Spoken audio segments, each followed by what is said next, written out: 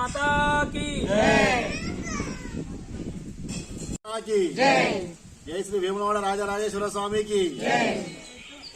యాదాద్రి భువనగిరి జిల్లా కాచారం గ్రామ సమీపంలో ఉన్నటువంటి ఈ కైలాసపుర శ్రీ రేణుకా వాసవి బసవలింగేశ్వర దేవాలయ ఆశ్రమాన్ని, ఈ దేవాలయ సముదాయాన్ని నిర్మించిన శ్రీ జయేంద్ర పాలేంద్ర మహాముని శ్రీ శ్రీ లక్ష్మీనారాయణ స్వామి వారి ఆశీస్సులతో శ్రీ ఆంజనేయ స్వామి వారి మీద వారి దీవెనతో ఉండడం వల్లనే గత 3 దశాబ్దాల క్రితం ఈ దేవాలయం నిర్మించడం జరిగింది.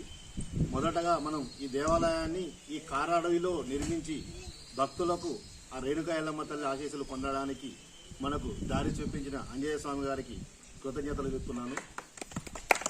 ఎన్నో దశాబ్దాలుగా ప్రతి సంవత్సరం 2 సార్లు ఒక ఫిబ్రవరి మాసంలో వార్షికోత్సవము, ఆగస్టు మాసంలో నాగుల పంచమి, బోనాల మహోత్సవము, శ్రీ లక్ష్మీనారాయణ కళ్యాణం చేయడం.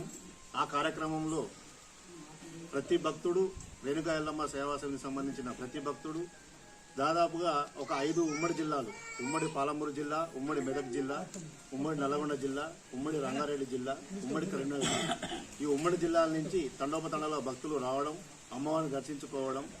నా సొంత అనుభవంగా ఈ దేవాలయానికి వచ్చిన ప్రతి భక్తుని వారి అనుభవాన్ని నేను తెలుసుకొని ఈ అమ్మవారి యొక్క మహత్యాన్ని ఈరోజు గత వారం రోజుల నుంచి సాంబార్లో ఇక్కడ ఎల్లమ్మ టెంపుల్ రావడం జరుగుతుంది. ఇందులో ముఖ్య కారణం ఏంటంటే అమ్మవారి శక్తి స్వరూపం. అందులో మాత్రం ఎలాంటి డౌట్ లేదంటే 100% అమ్మవారి దగ్గర చాలా శక్తి ఉంది.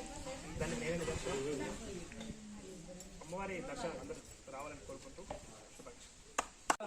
అతి త్వరలో మా జిల్లా ప్రముఖులు, మంత్రుల ఆధ్వర్యంలో కూడా డాంబర్ రోడ్ పూర్తయి బస్ సౌకర్యం కూడా మాన్యశ్రీ పెద్దలు, మా జిల్లా టైగరు, మా కాంగ్రెస్ అధినేత, మా రారాజు, మా ఎమ్మెల్యే, మా ప్రభుత్వం కూడా నిన్న మాకు వాగ్దానం చేసిపోయిండు. కొద్ది త్వరలో ఈ ఆలయాన్ని కూడా బస్సు డాంబర్ రోడ్ పూర్తవుతుంది. వారికి అమ్మవారి దీవెనలు, శుభాకాంక్షలు, ధన్యవాదాలు.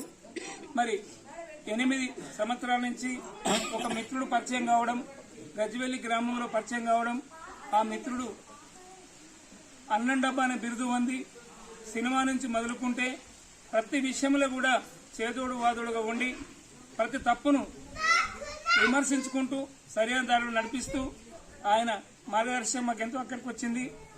వారికి కూడా భగవంతుడు ఆశీస్సులను కోరుకుంటూ, అన్నం డబ్బా అంటే అందరికి అన్నదాత, వారు కూడా 2 నిమిషములు ఈ భక్తి కార్యక్రమంలో పాల్గొని ఈరోజు ముగింపు కార్యక్రమంలో వచ్చి వారి సందేహాన్ని వినిపించాలని కోరుకుంటున్నాను.